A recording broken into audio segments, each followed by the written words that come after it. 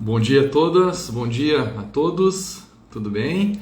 Dentro de instantes vamos começar uma live alusiva ao Janeiro Branco.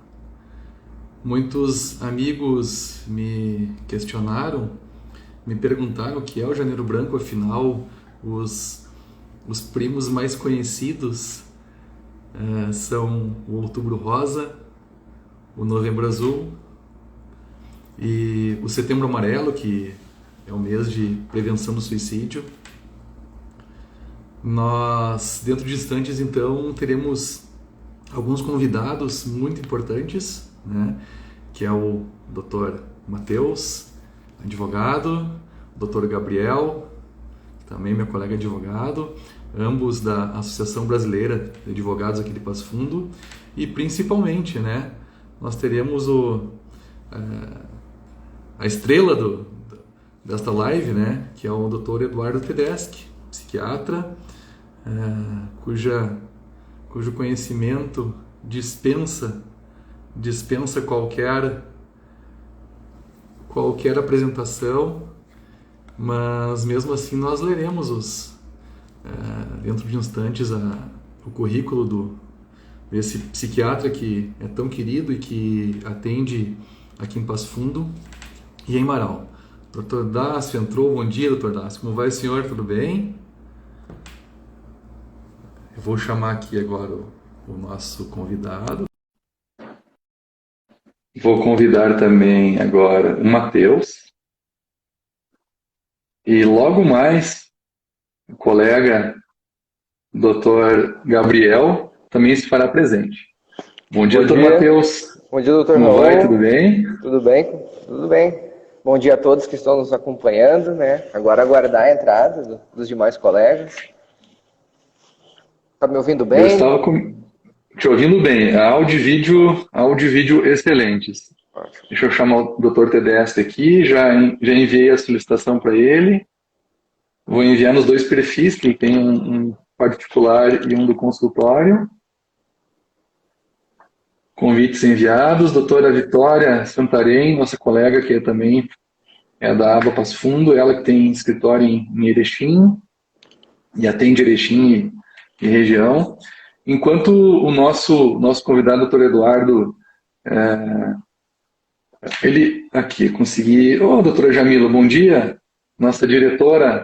Bom dia, doutora da Jamila. Passo Fundo e também presidente da Comissão Nacional de Direito do Trabalho da aba Passo Fundo. A doutora Jamila, depois até vou citá-la mais adiante nesta live, pois eu vi que ela compartilhou uma reportagem sobre a síndrome de Burnout, se não me engano, e muito pertinente ao nosso tema de hoje. O Dr. Eduardo Antônio Tedeschi, que é o nosso convidado, que dentro de instantes estará entrando aqui. O Dr. Gabriel já chegou também. O Dr. Gabriel também está chegando.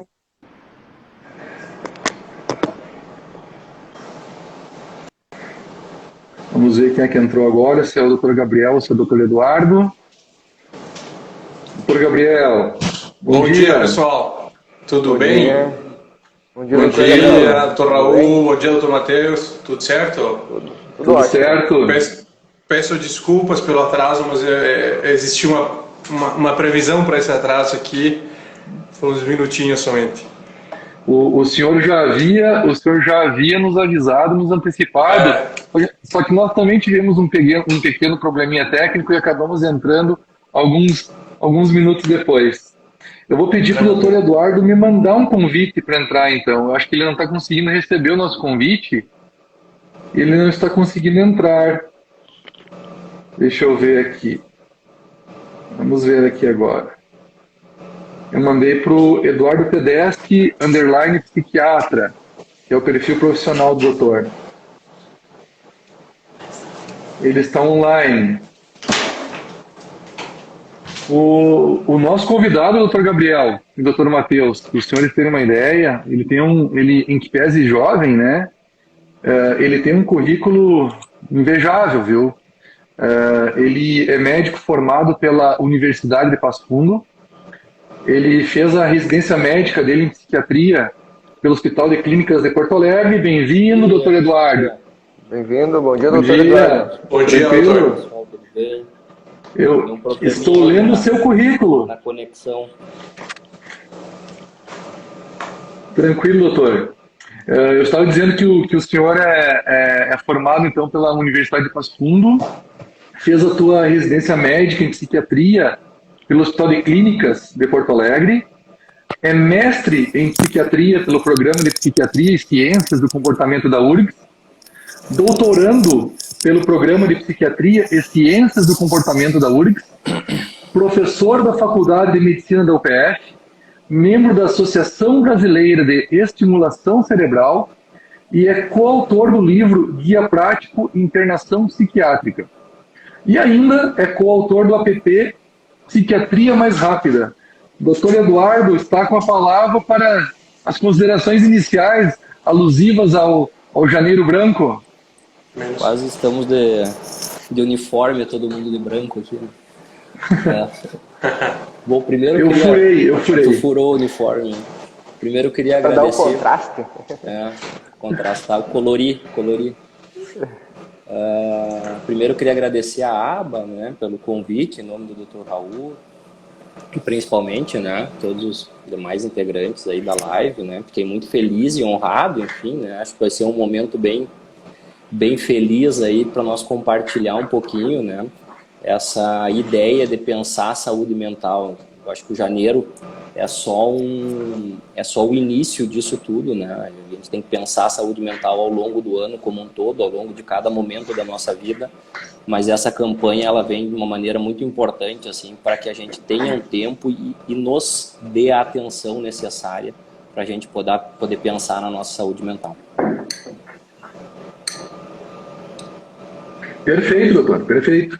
Eu dizia, um pouco antes dos senhores entrarem, né, que alguns amigos falaram assim, eu conheço o Outubro Rosa, né, eu conheço o Novembro Azul, que são os primos mais conhecidos, né, do Janeiro Branco, né, e também algo que pode ser trazido até para essa live também, que é um breve comentário sobre o Setembro Amarelo, que é o mês de prevenção do suicídio, né, que o suicídio é algo que só vai ocorrer justamente em função dessa situação de doença mental, de alguma forma, né, doutor? De depressão, e as pessoas, muitas vezes, elas acabam cuidando só do corpo físico, né?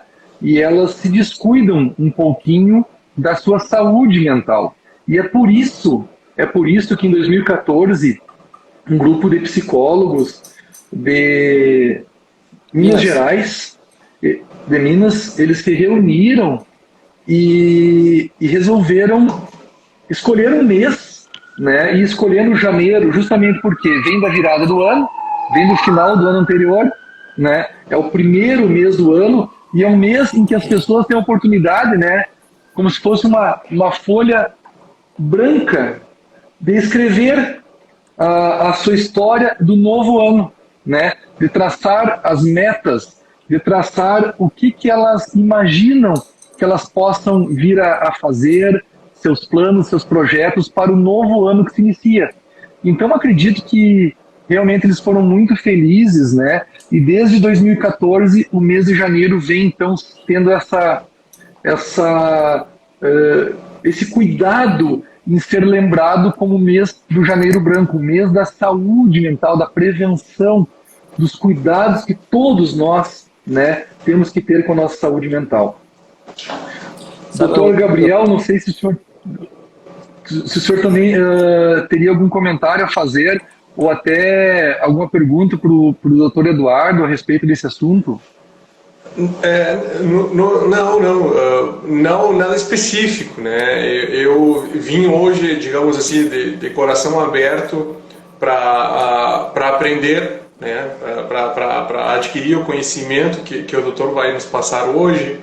E estava pensando aqui comigo enquanto você falava que é certo, né? Primeiro que quando se designa algum tipo de doença ou enfim, de doença, assim, né? Para um mês, é porque os profissionais, nasce dos profissionais dessa área, chamar a atenção para isso, né? Então é algo no qual nós estamos pecando, né? Como você disse antes, existe o Novembro Azul, o Outubro Rosa, né? Então são campanhas que estão chamando a atenção para algo no qual nós estamos pecando, nós não estamos cuidando devidamente da nossa saúde mental. Eu acredito que o doutor agora no transcurso dessa live ele vai nos iluminar, né? E vai chamar nossa atenção para certos cuidados que nós temos que ter. Doutor, com o senhor a palavra. Obrigado, Gabriel. Duas coisas importantes que eu estava escutando vocês falar, né, e me chamou a atenção, né? Primeiro, eu gostaria muito de entender quando que essa dissociação corpo e mente aconteceu, né? A gente acaba se preocupando muito com os outubro rosas, com os novembros azuis, como se, né, dentro dos janeiros amarelos não acontecessem os outubros rosas e não acontecessem os setembros, né, amarelos, os outubros, enfim, todos os outros meses do ano, né? E houve, eu acho, né, no transcorrer da nossa história, essa dissociação e essa preocupação disseminada com a nossa saúde física, e a gente esqueceu um pouquinho de olhar internamente, né? Acho que a gente acaba funcionando num polo inverso de como a gente deveria funcionar, né? Que é as coisas funcionando para nós e não nós funcionando para as coisas que a gente mesmo cria. E isso automaticamente vai criando um vínculo de sobrecarga com as atividades nossas diárias e, consequentemente, né, sobrecarregando a nossa saúde da mente.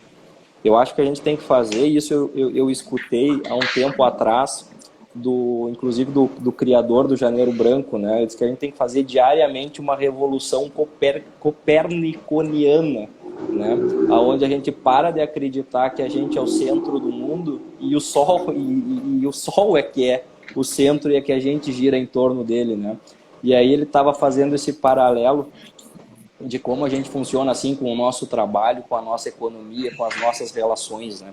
A gente sempre está nos colocando, né, de maneira funcional para essas atividades e não as atividades funcionais para nós. E isso automaticamente cria um adoecimento, né?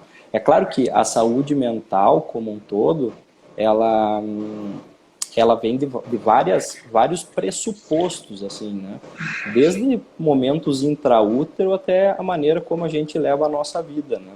Mas a ideia do Janeiro Branco, né, quando foi criada em novembro de 2013, foi exatamente, acredito eu, para a gente ter menos setembros amarelos, né? No sentido de quanto mais Janeiro Branco a gente tiver, menos desfechos graves em doença mental como suicídio a gente vai ter.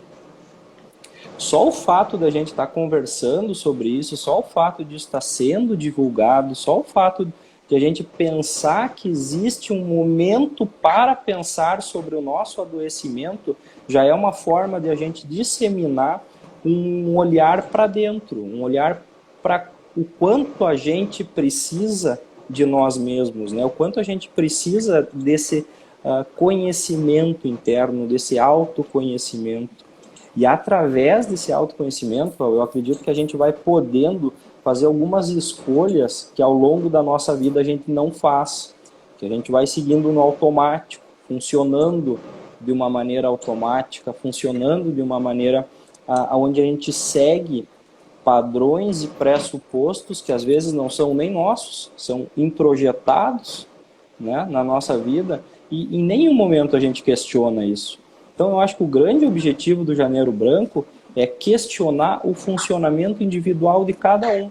E ao questionar esse funcionamento individual, a gente vai buscar a nossa saúde mental. Doutor, desculpa, referente a isso que o senhor está falando, ultimamente eu tenho visto na nossa área, na área jurídica, né, essa questão acredito que há uma normativa que tem aproximadamente uns 15 anos, né, 14, daí para cá, que vem tentando justamente abolir as instituições tipo mentais, né, onde os pacientes psiquiátricos eram esquecidos, né, largados na mão do Estado em si, né, das instituições do governo, do Estado, e onde se quebra muito essa relação, né, que o senhor está dizendo, porque acredito que seja desde o ponto de vista de nós todos como sociedade, né, como comunidade, né, o que acontece quando uma pessoa dessa comunidade adoece mentalmente, né? Então, não sei se vem por aí também o seu chamado aqui. Eu acho que a ideia de a gente falar sobre saúde mental, ela engloba a saúde propriamente dita, mas também engloba a gente pensar um pouquinho sobre os padrões de adoecimento, né? E acho que isso que tu falou, Gabriel, é bem importante, porque a saúde mental, durante muito tempo, ela foi negligenciada, né? E, de certa forma, estigmatizada, né? Ou seja, pacientes doentes mentais, há muito tempo atrás, ou né, Inquisição se queimava na fogueira, né? Depois se colocava em sanatórios, assim, e esses pacientes eram esquecidos lá dentro como incuráveis, né? E isso, né, graças ao esforço desse trabalho de falar sobre saúde mental, isso vem mudando muito, né? Vem mudando as estratégias de prevenção de adoecimento, vem mudando as estratégias de tratamento para esses indivíduos que estão em sofrimento mental grave, né? E essa reinclusão desses indivíduos que estão em sofrimento, né? E aí entra o nosso papel como sociedade formadora de pessoas com uma saúde mental melhor no futuro, né? É a gente poder aceitar esses indivíduos adoecidos, né, e incluir eles da mesma forma que a inclusão de deficientes visuais, de deficientes auditivos, né? O paciente com saúde mental, ele sofre por dois motivos. Uma, pela doença propriamente dita, e outra, pelo fato de as pessoas não acreditarem que o que ele tem é uma doença. Então, além de ele estar doente, ele tem que provar que ele está doente, né? E muitas vezes isso é inviável para a pessoa que está em sofrimento. Por isso que essas estratégias... Doutor, perdão interrompê-lo, porque me veio isso à cabeça enquanto o senhor falava. Desses pacientes que acusam doença, em que proporção, mais ou menos, são doenças geradas por outros fatores e são doenças geradas por exemplo, por abuso de químicos, né? Seja álcool, drogas ou etc. E isso é uma outra pergunta interessante, assim. Praticamente, antes de falar especificamente disso, acho que a gente tem que voltar um pouquinho, Gabriel, só para entender uma coisa. Perdão, eu cortei abruptamente o raciocínio. Não, mas eu acho que é importante isso, respondendo a tua pergunta. A doença mental, ela é uma doença onde o sintoma dela, muitas vezes, é uma interpretação equivocada das nossas emoções. Mas a pergunta mais importante disso é: a gente é educado emocionalmente para saber o que é as emoções, o que são as emoções normais? Nós sabemos o que é tristeza, a gente sabe o que é ansiedade, a gente sabe o que é felicidade, a gente sabe o que é raiva, a gente sabe o que é nojo, ou a gente vive isso, uma angústia sem nome, e aí a gente vai lidando com aquilo de várias formas, não sabe direito o que está acontecendo. E a partir desse processo que eu chamo de a gente é analfabeto emocional. E esse analfabetismo emocional gera muitas vezes, né, a interpretação errada dessas emoções e aí uma patologização de coisas que não são patológicas, né? Aí entra isso que tu estava me dizendo, tá, mas o que é doença e o que tem relação com o uso de substâncias ou coisas assim, né? Porque esse abuso, na verdade, de substâncias é muito contemporâneo a nós, né? Com o crescimento e a evolução de uma indústria farmacêutica a nível mundial, né? Hoje em dia é muito diferente, eu posso dizer até de 15, 20 anos atrás, né, o abuso de medicamentos, né, ou de diferentes drogas legais ou ilícitas, né. Eu queria para não abusar tanto do tempo, isso aqui vai ser para os meus colegas advogados aí. Eu queria ver na experiência deles, porque comigo já aconteceu, doutor, por exemplo, de trabalhar em procedimentos nos quais existem pedidos de internação compulsória, existem pedidos para interditar a pessoa, né? Porque aí que vem a nossa parte, digamos, a parte legal, né? Em que momento, obviamente isso é através da perícia médica, mas em que momento a pessoa perde a sua capacidade civil, né? E às vezes, como eu disse antes, né, pelo fato de a indústria farmacêutica e demais ter evoluído muito, hoje em dia a gente se encontra com pessoas com problemas de dependência química, talvez inexistentes poucos anos atrás, e onde a justiça tem que intervir. Porque digamos que essa pessoa não foi isolada da sociedade, né? Não foi afastada do convívio social, mas necessariamente essa pessoa vai ter que ser representada por outrem, né? Para poder agir, para poder gerir a sua vida civil, né? Não pode fazer um contrato, não pode comprar, não pode vender, não pode casar-se, não pode, etc. Né? Não sei se os meus colegas aí têm algum tipo de experiência nessa área, se já passaram por perícias ou não, acompanharam perícias ou não nesse sentido. Antes de eu convidar o Matheus para conversar um pouquinho conosco, o Matheus está muito quieto hoje, estou até estranhando, né? Eu vou falar. O Matheus, quando ele fala muito bem, ele tá se guardando aí, viu? Mas eu tive uma situação de um rapaz, um jovem, né? Para começar, o paciente muitas vezes não sabe que está doente, né? Ele vive algumas situações, algumas angústias, algumas ideias que ele tem como verdade absoluta para ele. Ele pensa que ele está certo, que ele está bem, e ele não está enxergando que ele está doente e que muitas vezes ele está adoecendo todo o núcleo familiar dele. Todo o núcleo familiar dele está adoecendo junto, né? As pessoas que o cercam. Só que também tem um outro ponto. Muitas vezes as pessoas que o cercam acabam não enxergando também como um paciente com problemas mentais, né? Elas acabam achando que se é um adolescente, é uma rebeldia da idade, né? Ou então elas não querem, elas tapam os olhos e acabam não querendo enxergar que elas estão com um problema ao seu lado. E que se esse problema não for devidamente tratado, só vai agravar com o tempo. Teve um caso de uma família de uma outra cidade que eu tenho escritório também, e que eles tiveram um caso muito sério com o filho, né? Só que eles achavam, inicialmente, até desconfiavam que ele estivesse envolvido com drogas, né? Ou que estivesse abusando de álcool, só que nada disso estava acontecendo. Na verdade, ele estava sofrendo um problema sério, um problema mental que ele também desconhecia, né? Ele tinha uma raiva muito grande contra tudo e contra todos, né? E isso só foi se agravando. E a família não identificava isso, né? Quando outras pessoas, amigos próximos, sugeriram que eles procurassem um psiquiatra, as coisas foram melhorando.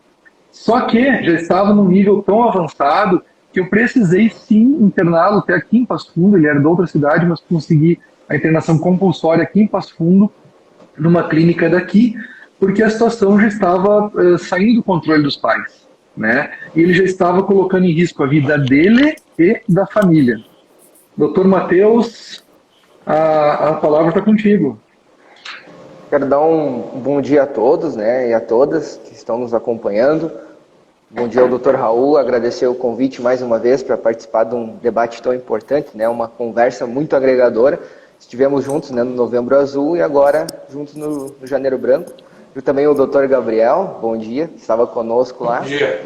E bom dia ao Dr. Eduardo e agradecer, né, a disponibilidade de debater e trazer toda a experiência, todo o conhecimento que ele tem, né, sobre tão importante assunto.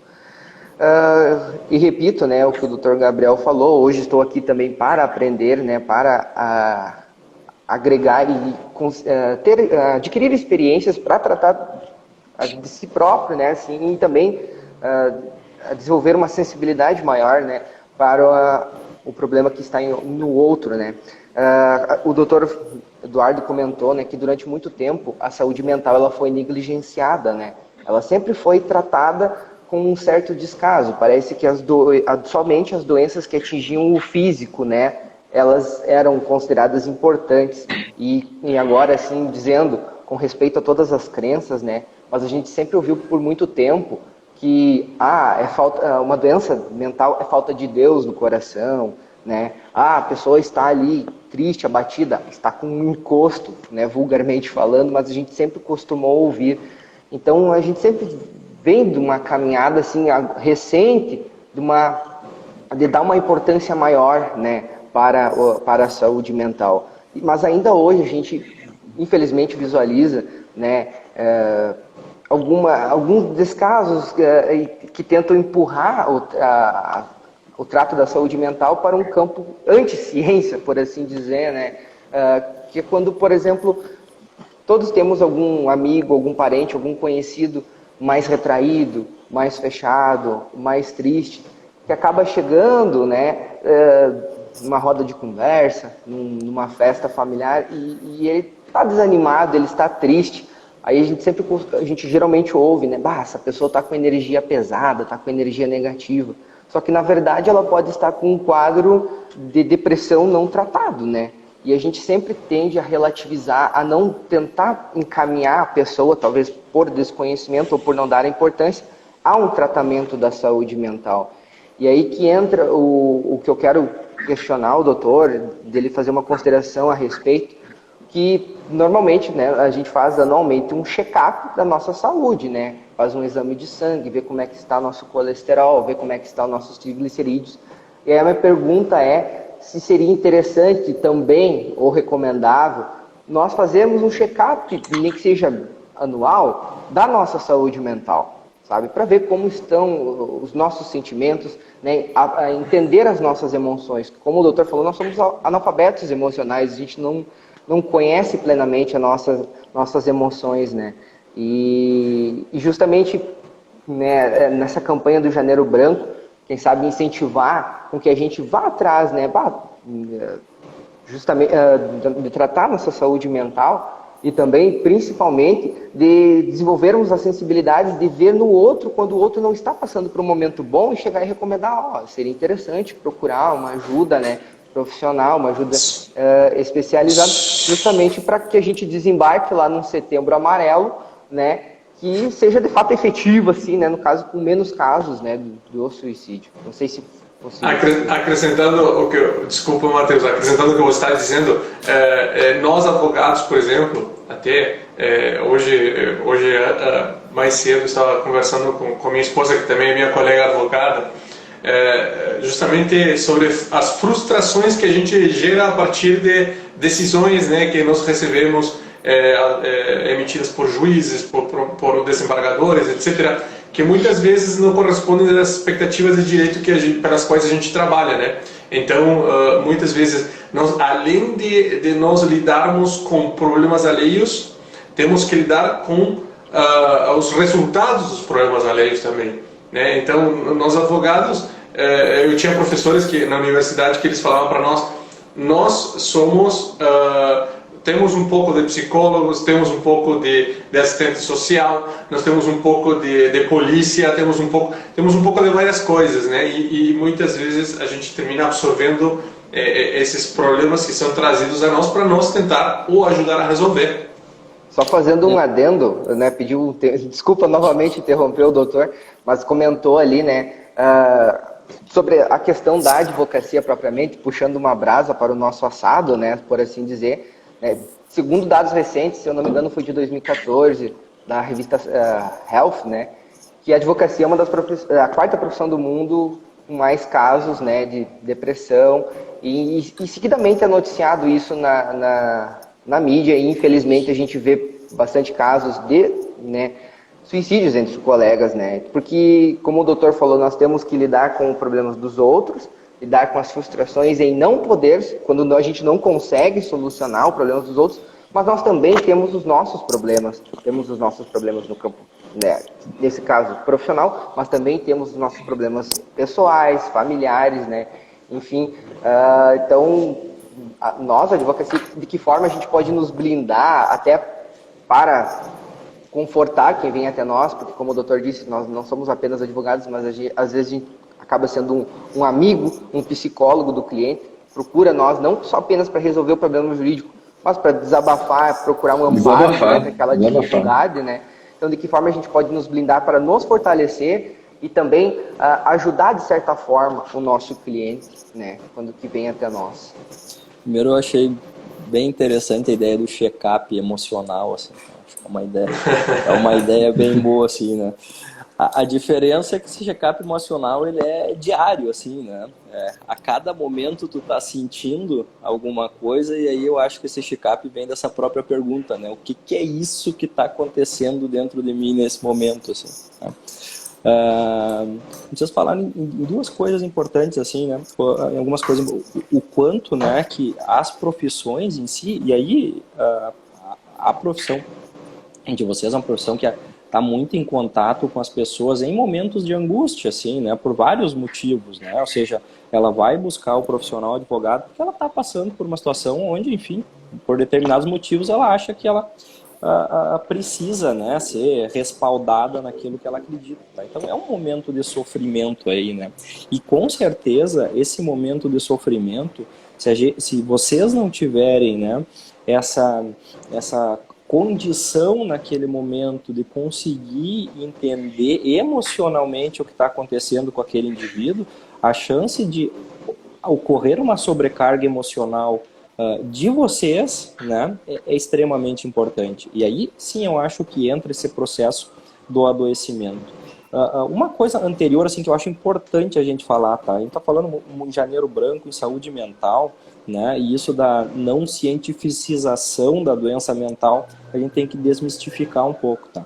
Hoje a gente sabe, assim, muito claramente, poderia dizer, tá, que algumas doenças mentais, por exemplo, depressão, esquizofrenia, transtorno do humor bipolar, isso são doenças de vulnerabilidade genética com alterações corticais do cérebro, ou seja, da parte superior do cérebro, tá?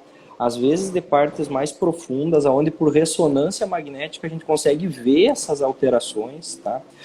E isso, né, gera um processo inflamatório nesse indivíduo que vai gerar um adoecimento da interpretação das emoções. Então aquele indivíduo deprimido com depressão, doença depressão, que não é tristeza, são coisas diferentes, a pessoa com doença depressão, ele tem uma alteração no cérebro, no jeito como ele interpreta as coisas.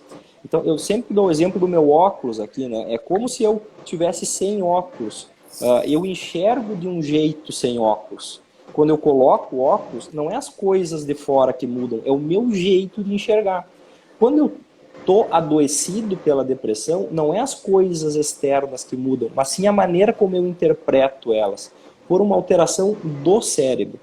Ou seja, eu vejo as coisas de uma maneira negativa, eu vejo as situações, né, extremamente tristes, ou como o olhar do outro é para mim, não são por características predominantemente individuais minhas, mas são por alteração da estrutura cerebral. Então, a pessoa entender que depressão não é uma simples tristeza, né, e que sim é um processo de adoecimento que, se não tratado, vai gerar alterações futuras nessa estrutura do cérebro. Hoje, para vocês terem uma ideia, a depressão é a segunda ou terceira maior causa de afastamento laboral no mundo, né? Porque esse indivíduo vai perdendo a capacidade funcional dele e ele não consegue, né, fazer coisas básicas de vida, tá? E aí entra características genéticas que muitas vezes, Gabriel, podem fazer com que esse indivíduo torne-se um dependente químico, né? Então, características de impulsividade, né? Características de irritabilidade, dificuldade em interpretar e assumir riscos, quantificar riscos. Isso pode ser uma alteração genética desse indivíduo que na infância dele, isso não foi estimulado para que seja mudado. E aí a tomada de decisão dele fica equivocada, ele acaba indo para caminhos, né, muitas vezes não adequados, assim. Então, interpretar a doença mental como uma doença que ela tem uma condição neurológica associada é fundamental para a gente entender qual é o objetivo do tratamento disso. Então, doença mental é uma doença neuropsiquiátrica. Emoções, né, saúde emocional, saúde mental, é muito mais amplo que isso. Saúde mental é a maneira como a gente, né, assiste um jogo de futebol, né, e sabe o que está sentindo, a maneira como a gente, né, se relaciona empática ou não empaticamente às outras pessoas, é a maneira como a gente tem ponderância para resolver as situações da nossa vida. A saúde mental é ampla, e a ideia do Janeiro Branco é exatamente poder amplificar a percepção da saúde mental para que esses gatilhos do ambiente não façam com que as vulnerabilidades genéticas nossas venham à tona e a gente adoeça.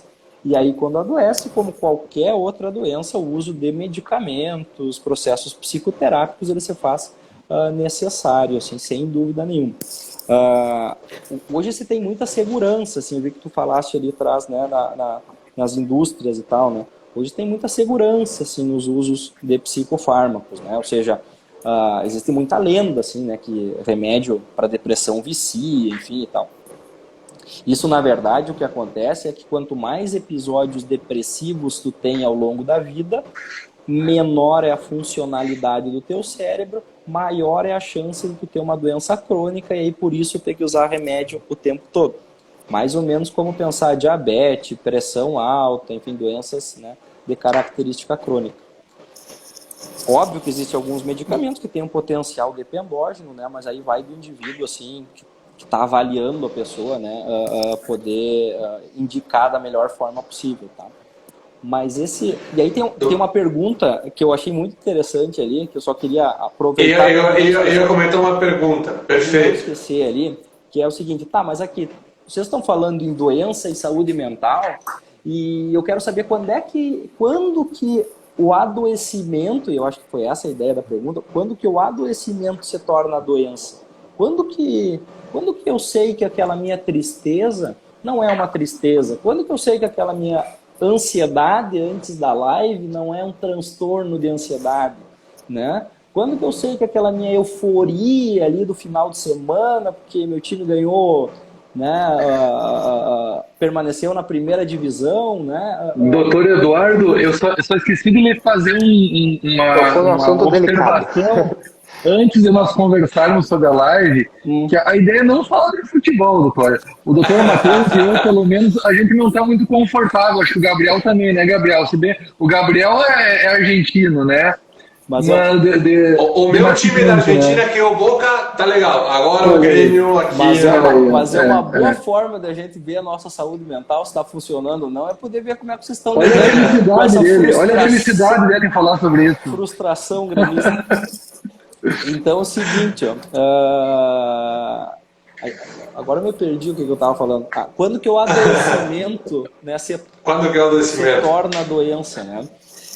Então é exatamente esse processo anterior, né, que eu acho que aí tem que ter política pública mesmo, tá, de colocar psicólogo, colocar profissional de saúde mental dentro das escolas para ter um período de matemática e um período do que é tristeza, né, um período do que é felicidade, um período do que é ansiedade.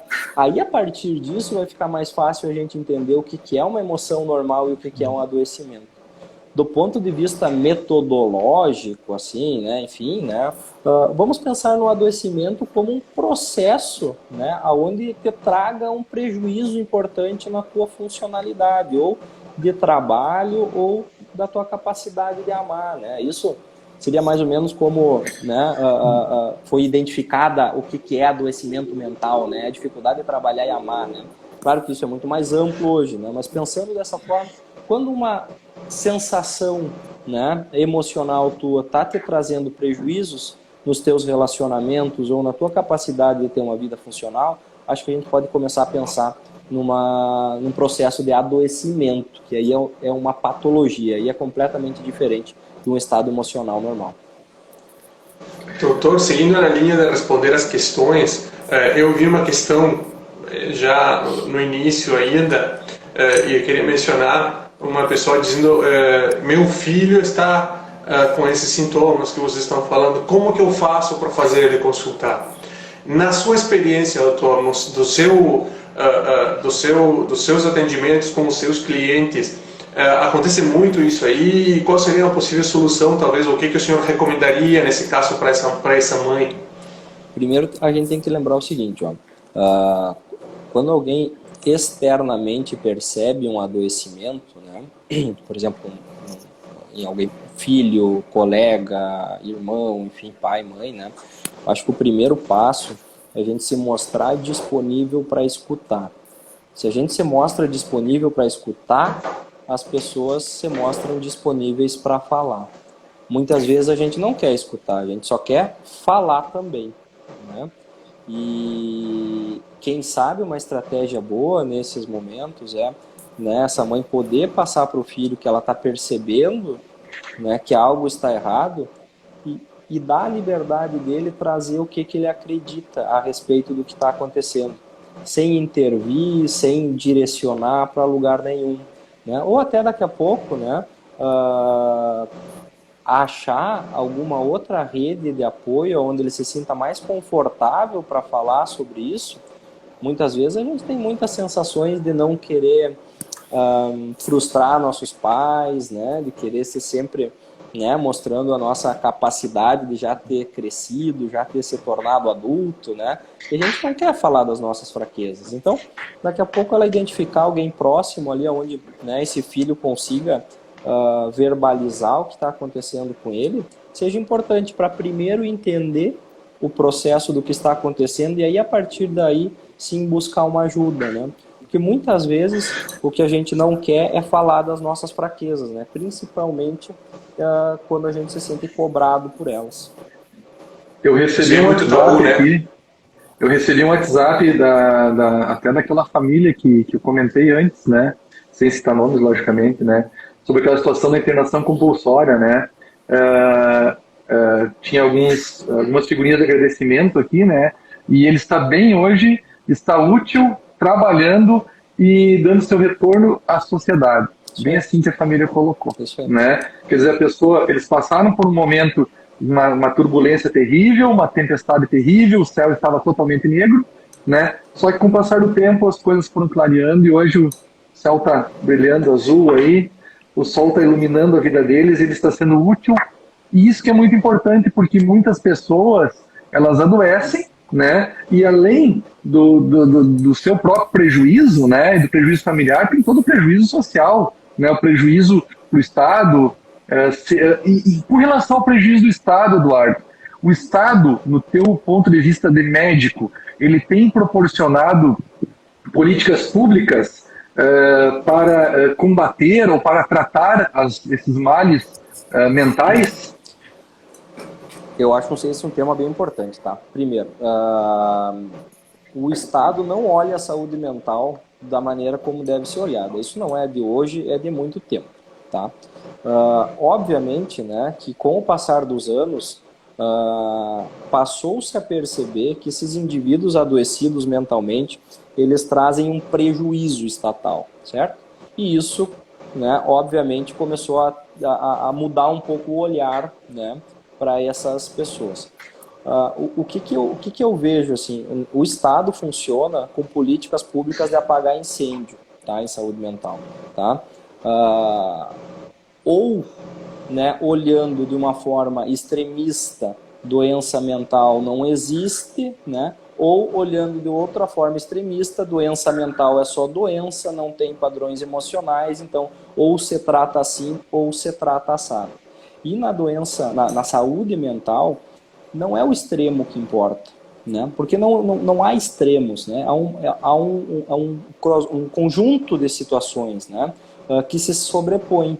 As emoções ao adoecimento, o adoecimento às emoções. Então, a pluralidade do tratamento, né, usar múltiplos profissionais para tratar a doença mental é algo que vem ficando de lado, né? Ou, né, com aquela ideia de não pode ter internação psiquiátrica, não pode ter atendimento ambulatorial. Então, as duas coisas podem. Existem processos em momentos diferentes, né? Desde que o indivíduo seja respeitado, esses processos têm que serem mantidos, né? E aí eu acho que, aí eu entro de novo e eu vou bater de novo nessa história das emoções, né? Que eu acho que a principal política pública que tem que ser feita é a inserção, né, em escolas públicas, privadas, no início da vida, a nossa vida como um todo, né? Esse entendimento da saúde mental, esse entendimento do que é ser humano. Pô, a gente é homo sapiens sapiens, a gente tem essa liberdade de raciocinar e pensar. Por que é que a gente não pensa? Por que é que a gente perde o direito de fantasiar? Por que é que a gente não deixa as nossas crianças fantasiar? Fantasia é algo fundamental, né? A gente precisa manter isso ativo na nossa cabeça, exatamente para a gente poder tirar esse processo inflexível que é imposto muitas vezes, né, ao longo da nossa vida. E a gente tem crenças, né, absolutas que não nos levam a lugar nenhum, né? Então, essa flexibilização, e aí é que eu acho que entra o Estado, e quando a gente cria um Estado dicotômico, como a gente está criando agora, né, que é ou é A ou é B, né, isso aí para a saúde mental é um horror, né? Péssimo, É um péssimo. horror, porque tu não dá o direito da pessoa flexibilizar, né? Algo que já é difícil por nunca ter sido ensinado é reforçado pelo funcionamento estatal atual, né? Então, Muitos de nós assim, durante a escola, a gente não tem, né, dependendo do tipo de educação, mas se dependermos de uma educação assim, fornecida exclusivamente pelo Estado, muitas vezes não se faz ênfase assim, em estudos sobre arte, sobre filosofia, sobre matérias que muitas vezes, e até eu passei por isso, né, claro que não foi aqui, foi na Argentina, mas as pessoas diziam, mas por que a gente tem que, no segundo grau, né, no nível médio, por que a gente tem que estudar filosofia se não serve para nada? E você chega um momento da tua vida, quando tu está começando uma universidade, que tu começa a abrir esse leque na tua cabeça de pensamento, digamos, tu começa a mexer com coisas do ideal e não com fatos, né? Com teoria e não com comprovação. Né? A gente fica muito restrito, né? E talvez também nós ficamos muito restritos quando escutamos uma música, que nós devemos apreciar a poesia que tem nessa música, a mensagem que essa música nos traz, né? Ou uma simples harmonia, né? Uma sinfonia, né? Música clássica. Eu tenho falado isso também muito com minha esposa, na minha família, que a gente sempre nós tentamos conhecer nesse sentido, né? Ela também é advogada, mas, por exemplo, assim, ela diz, eu fiz um curso, por exemplo, de História da Arte, porque é algo que me interessa muito e gostaria de aprender, né? Ou apreciar sei lá, uma boa música, ou algo assim que que venha a mexer com tuas emoções, né? É tão bonito se emocionar. Outro dia eu me emocionei vendo minha filha abraçando uma planta, né? Porque o avô dela ensinou que tinha que dar água para a plantinha, tinha que falar com a planta, e a planta ia ser sensível se ela tocasse na plantinha. Ela foi e abraçou a planta. É uma plantinha grande, ela foi e se abraçou na muda, né? E eu olhando feliz, né? Porque são coisas assim que vão expandir, né? Ela como pessoa, ela como ser, ela como vão trabalhar na sensibilidade dessa criança, né? De uma maneira muito positiva. sabe que isso agora tu veio falando da música, né? Filosofia e música. O Platão falava assim, felicidade é estar em coincidência consigo mesmo, né? Se for com a música clássica, ótimo. Se for com o funk, ótimo, né? Mas tu tem que estar em coincidência com o que realmente tu acredita dentro de ti, né? Isso, né, vai fazer com que tu tenha momentos de felicidade, né? Acho que foi o poeta brasileiro, agora me esqueci, que falou que felicidade é uma gota de orvalho numa folha de roseira, né? Ela não é algo constante, é algo que bate e vai embora, né? Então a gente ter esses pequenos momentos de coincidência conosco, E para a gente achar o que é coincidente conosco, a gente precisa se conhecer. A gente conhece muito o que está lá fora e muito pouco o que está aqui dentro. E eu acho que essa é a grande estratégia aí do check-up emocional, tá? É poder, né, fazer essa busca pelo autoconhecimento. A gente busca Ó, Matheus, aí o teu check-up. a gente busca autoconhecimento não no momento de doença, não só no momento de doença. A gente busca autoconhecimento em todo momento, né? A gente estar bem é uma boa forma de tentar buscar uma melhora do autoconhecimento. Perfeito. Eu falei que o Matheus ele não tinha falado até então, né?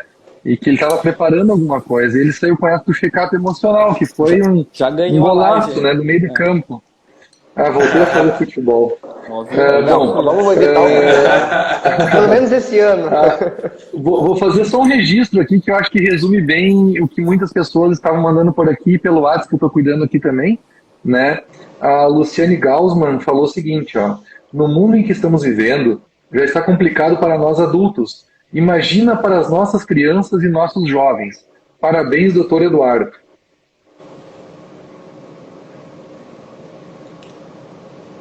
Ficou a imagem do doutor Eduardo um pouco congelada. Travou aqui? Talvez tenha caído, acho que o sinal do doutor Eduardo. Oi, pessoal. Tá ouvindo? Eu tô ouvindo. O Eduardo, então. Mas tem muitos colegas nossos também aqui que estão entrando, né? E que estão comentando sobre a live. Muitas pessoas que estão aqui. Eu vou comentar que eu tenho certeza que o Eduardo vai estar ouvindo, enquanto eu mando um novo convite para ele aqui, que eu falei no início ali deixa eu mandar um novo convite para o Eduardo aqui. Eu falei no início da live que eu iria fazer um comentário, só que foram tantas ideias boas que vocês foram dando, foram tantas colocações pertinentes, excelentes, que o Eduardo tem uma didática incrível para falar, né, que eu acabei até esquecendo, né. Eu não sei se foi ontem à noite ou foi hoje de manhã que eu abri o Instagram e eu vi uma postagem da sua esposa, inclusive, doutor Gabriel, doutora Jamila. Oi, doutor. Oi, olha só, a doutora Jamila postou o seguinte, ó, eu comecei lendo essa frase aqui, ó: a síndrome desencadeada pelo estresse crônico no trabalho se caracteriza pela tensão resultante do excesso de atividade profissional e tem o esgotamento físico e mental, a perda de interesse no trabalho e a ansiedade e a depressão entre os sintomas. Esse aí é o conceito da síndrome de Burnout, né? E ela agora, no dia 1º de janeiro, ela foi incluída como uma doença ocupacional. Né? Ela foi incluída pela OMS, né, como uma doença ocupacional. Tu imagina só a tensão, o estresse causados pelo trabalho, que é onde a pessoa ganha o pão, né, é o que deveria trazer prazer para a pessoa, né, acaba desencadeando o oposto, né? O trabalho tem que ser prazeroso. Tem um senhor que eu gostava muito dele, que cresci na casa dele, sou amigo dos filhos dele, né? Saudoso, seu João Volney Paim. Ele ensinou para os filhos dele o seguinte, né? Meus filhos, façam o que vocês gostam. Aí vocês vão ser felizes sempre no trabalho. Ele ensinou isso para eles, né? E cada um deles seguiu uma profissão que gosta, tem prazer. Doutor, passo a bola para ti de novo. Agora, o burnout, né?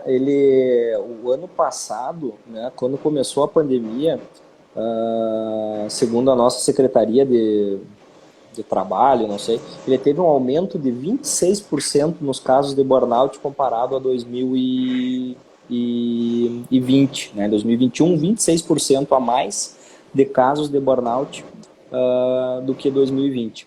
O burnout é muito engraçado, né? Porque o burnout foi uma construção, né? Na época da Revolução Industrial. Então, o que acontecia, né? Tinha o Fordismo lá e o pessoal ia trabalhando, né? Daquela maneira sistemática ali, né? Chapliniana, né? Tu era um objeto da máquina, né? Daí tu ia trabalhando. Naquela esteira. Naquela esteira. Tu ia ali, trabalhando naquilo, né? Só que chegava em determinado momento que tu via que esses indivíduos entravam em exaustão, né? E a produtividade deles no trabalho começou a piorar. Foi aí que os caras pensaram, bom, mas nós vamos ter que fazer com que esse indivíduo mantenha a produtividade no trabalho dele. Não adianta eu fazer com que ele, em 3 segundos, ele consiga apertar 500 parafusos, mas daqui 3 minutos ele não consiga mais apertar nenhum parafuso. E aí começaram a pensar, né, nesse esgotamento, né, que é burnout, né, esgotamento, né, como um processo de adoecimento envolvido nos ambientes de trabalho. E essa eu acho que foi um grande avanço, né, da Organização Mundial de ter incluído o burnout como uma doença laboral, né? Porque o que a gente vê de indivíduo, né? Claro que existem algumas vulnerabilidades da pessoa que fazem com que ele fique mais suscetível a ter burnout. Por exemplo, né? A cobrança excessiva, né? Aquela pessoa que se cobra muito, assim, né? Que procura exaustivamente se dar o máximo, assim, o tempo todo, né? Um ambiente de trabalho não acolhedor ou que reforça essa cobrança, né? Dificuldades desse indivíduo ter momentos de lazer, né? Tudo isso faz com que a chance dele entrar em burnout acabe sendo bem maior, né? Então, e nós somos animais de... Eu vou ter que dizer para você o seguinte, ó, nosso tempo, time over, né? Time out. Acabou. Já são 11 horas. Eu vou pedir que vocês façam uma consideração. Eu vi que a doutora Jamila até deu uma ideia para a gente fazer a parte 2. Eu não vou desconsiderar isso, acho que a gente tem que pensar nisso mesmo. Tá sensacional nossa live. Doutor Eduardo, onde a família procura uma rede de apoio para os pais que estão passando com o filho tratamento psiquiátrico? Quem sabe, Eduardo, tu deixa essa mensagem aí pro pessoal. Eu já estou deixando a minha, deixo um abraço a todos que estão participando, especialmente a vocês 3, tá? E agradeço e vamos, quem sabe, com uma parte 2 mesmo, vamos estudar, ver se a gente consegue ajeitar aí a agenda de todo mundo. Um abração. Vamos ver os horários do doutor aí, quanto... Não, eu vou deixar a palavra para cada um de vocês. Eu vou deixar então um minutinho pro Matheus, um minutinho pro Gabriel e daí as considerações finais do doutor Eduardo. Vai lá, Matheus. Não, eu só quero agradecer a oportunidade, né, de estar participando dessa conversa, agradecer a todos que estão nos acompanhando, agradecer o doutor Eduardo, né, por todo o conhecimento e experiência que ele nos trouxe, né, nesta conversa. E sou favorável a uma segunda parte, porque temos assuntos, inclusive eu tinha uma questão muito importante para colocar sobre o burnout, né, e sobre esse excesso de cobrança que fazemos de nós mesmos e de que fazem da gente, né. Há um excesso de cobrança que acaba gerando todas as complicações, né. Entre eles, a gente desenvolver a questão da ansiedade, como se a gente tivesse que ter tudo agora, tentar abraçar o mundo, e isso não nos faz bem, né.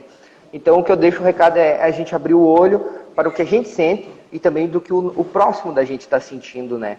E que a saúde mental é algo muito importante, que não é uma falta de luz, não é energia negativa, mas é algo muito mais complexo que isso e a gente precisa de uma ajuda profissional séria.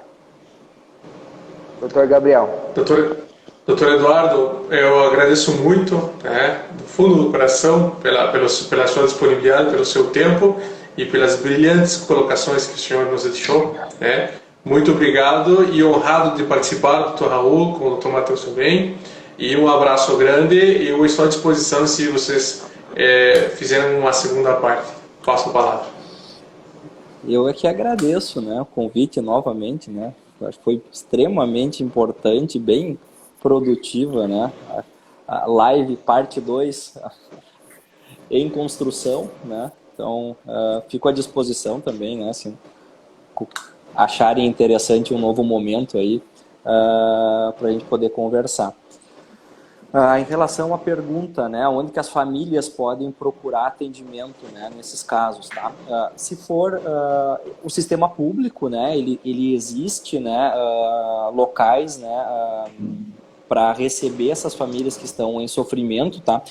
O próprio EACF do bairro onde a pessoa vive, né? Ou os CAPs, né? Que são Centro de Atenções Psicossociais, né?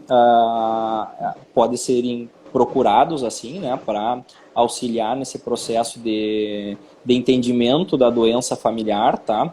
E o sistema privado, né? Aí vai do indivíduo, né? Procurar o psicólogo, o psiquiatra, enfim, né? Alguém que ela acha que tenha condições de poder ajudá-lo, tá? Mas o sistema público, ele proporciona, né, dentro do ESF e dentro do CAPS, um ambiente assim que possa auxiliar nesse processo inicial. Em relação ao Janeiro Branco, então, né, primeiro falamos sobre saúde mental, né, nós tiramos um tempo para falar sobre saúde mental. E ao falar sobre saúde mental, a gente falou de nós mesmos, a gente falou da nossa família, a gente falou da sociedade que a gente vive, né, a nossa inclusão no mundo, né, hoje que a gente está, né, colocando o maior telescópio da história, né, o James Webb, olhando para fora para ver milhões de estrelas, né, a gente precisa dar uma olhadinha pequenininha para dentro, assim, né, não tanto para fora, tá?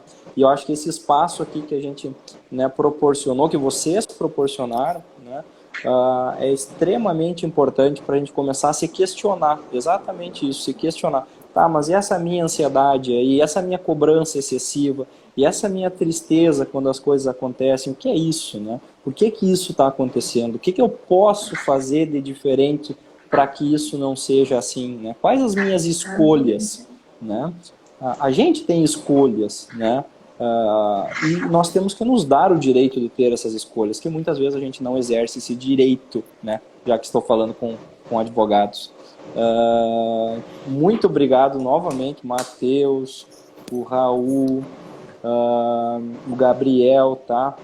Obrigadão pela oportunidade aí, espero que todos tenham aproveitado assim como eu aproveitei. Obrigado vocês, pessoal, estava realmente excelente. Pipocaram perguntas aqui, vou anotar essas perguntas até para a gente conversar numa próxima oportunidade. Tem perguntas sobre síndrome do pânico, enfim, muita coisa para a gente conversar, quem sabe realmente, vamos pensar em fazer uma parte 2, tá bem? Um abraço a todos, convido a todos que sigam também as redes sociais da Associação Brasileira de Advogados, né? Especialmente a nossa Aba Passo Fundo, @Aba Passo Fundo no Instagram, tá bom? Um abraço, pessoal. Obrigado. Um abraço. Até mais. Tchau. Obrigado. Tchau, tchau. Tchau, tchau.